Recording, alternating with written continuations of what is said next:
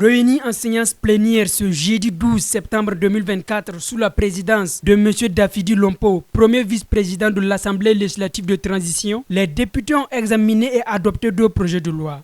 Le premier projet de loi porte sur le financement du projet d'augmentation du capital de la Banque ouest-africaine de développement. Le second projet de loi concerne le financement du projet de développement des chaînes de valeur intégrées de l'élevage du Burkina Faso. L'adoption du projet de loi sur le financement du projet d'augmentation du capital de la BOAD permettra de satisfaire les conditions d'entrée en vigueur du projet d'augmentation du capital de la BOAD et d'accroître le niveau de mobilisation de ressources du Burkina Faso auprès de la BOAD. Selon le ministre délégué en charge des ressources animales et halieutiques, la mise en œuvre de ce projet va permettre la mise en place d'un abattoir et de créer des emplois à Bobo-Dioulasso. Nous venons d'avoir l'accord de l'ALT pour la mise en œuvre du projet de développement des chaînes de valeur intégrées en élevage, que nous appelons communément au sein du ministère projet abattoir de Bobo-Dioulasso. Il faut dire que ce projet vise à améliorer les conditions de vie, à améliorer la sécurité sanitaire et nutritionnelle des populations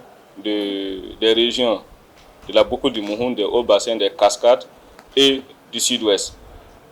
Dans l'exécution de ce projet, nous allons construire un abattoir moderne au niveau de la ville de Bobo-Dioulasso et construire une station d'amélioration génétique au niveau de Samandéni. Également, des micro-projets seront financés dans les 4 régions citées afin que les populations puissent produire des animaux qui pourront alimenter l'abattoir, ce qui permettra de créer de l'emploi au niveau de la région de Haut-Bassin, des Cascades, de la Boko du Mouhoun et du Sud-Ouest. C'est à l'unanimité que les représentants du peuple, présents à la séance plénière de ce jeudi, ont donné leur accord pour l'adoption des deux projets de loi.